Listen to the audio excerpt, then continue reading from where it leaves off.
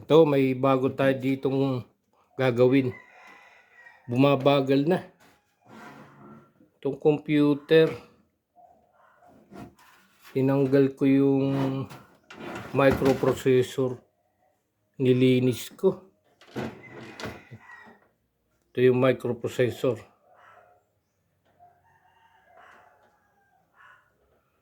Malinis na siya. Lalagyan uli natin ng thermal paste. Lagay natin.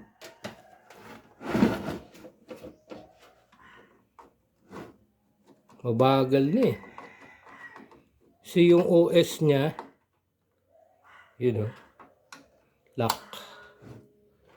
Windows 7. Ang microprocessor ay AMD A4 5300. Oops. AMD A4 5300 series. Motherboard niya Emax PCI Express 3.0 EMX A70FM2 Plus iCafe version 1.2. Lagyan natin ng sikip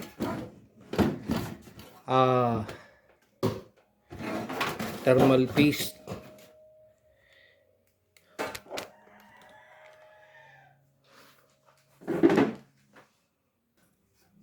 Lagyan natin ng thermal paste, heat, conduction, expert, baking, key, for computer, BK881. So siya ay thermal paste para hindi mag-overheat yung ating microprocessor. Nilalagyan ng thermal paste.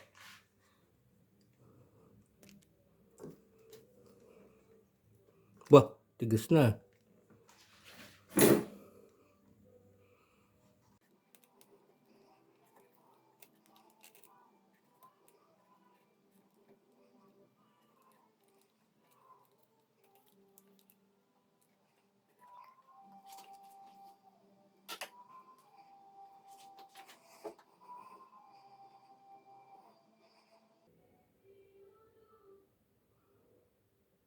Yun, tapos ng palitadahan.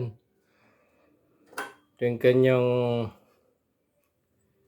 heatsink. Lagyan natin pati itong blower. Cooler Master 12 volts 0.25 ampere. Black, red, FG, PWM, yellow. Okay. 2013 model. Blower, PC pan, heatsink. Heatsink niya, lalagyan natin ng kanyang lock dito. At yung kanyang blower. Then screw.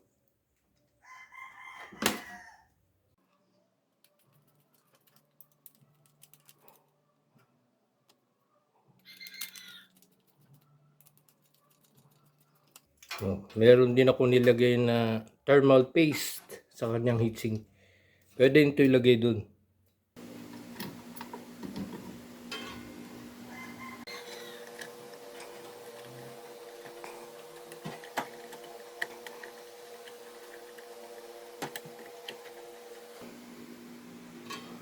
Blower pan.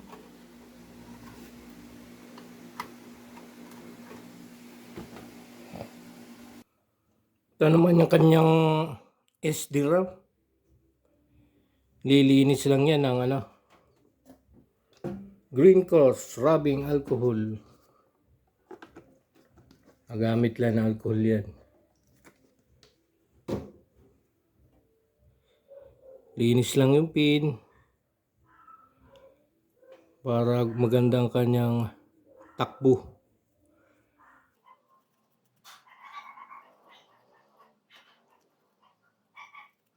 Okay, lalagay natin maya maya pagkatuyo. Supply ng motherboard.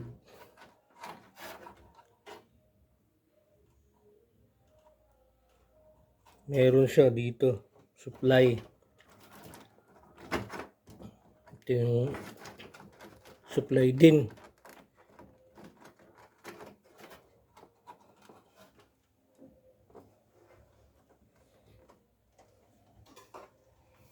Dito yung RAM.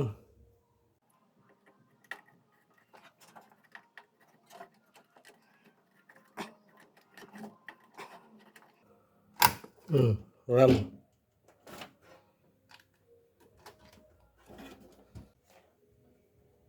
Ito yung SATA drive, hard disk niya. Toshiba 500 gigabytes 2018 model Toshiba. Ito nililinis din ito mga pins. Alcohol din yan.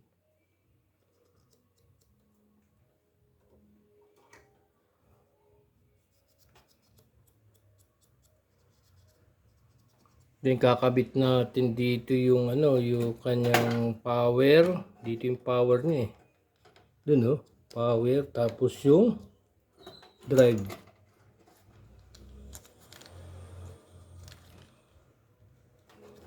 Power, drive, kabila. Install natin dito.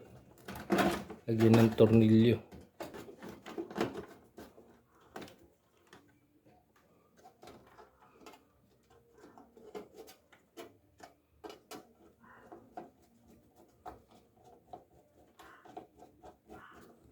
Okay, kalagay na yung ating hard disk sa ilalim.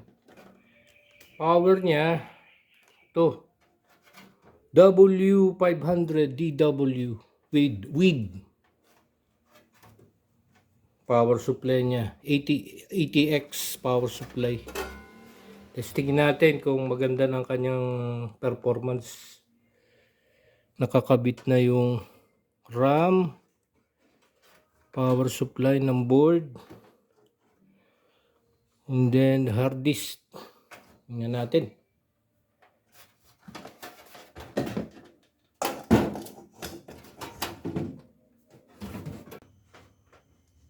Ayun, nakakabit na yung mga linya.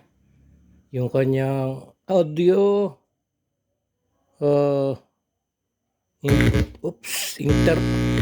internet, VGA, keyboard, mouse, power, on natin.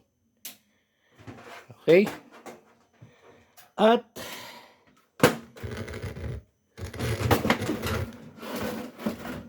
tingnan natin kung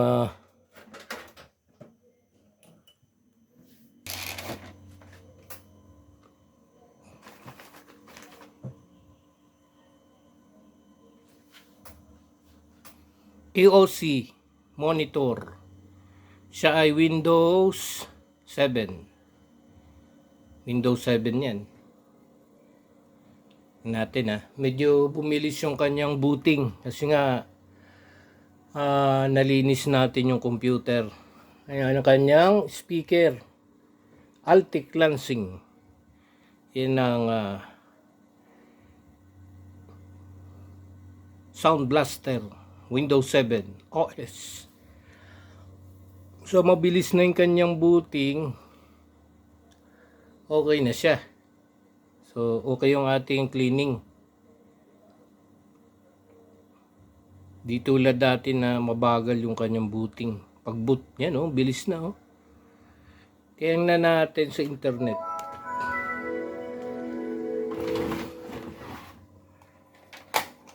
Bukan natin Google.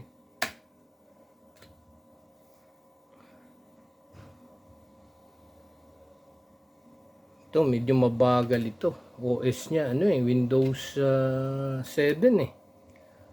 Yan oh. Okay, okay ng internet. Yan yung channel natin. Master Rick.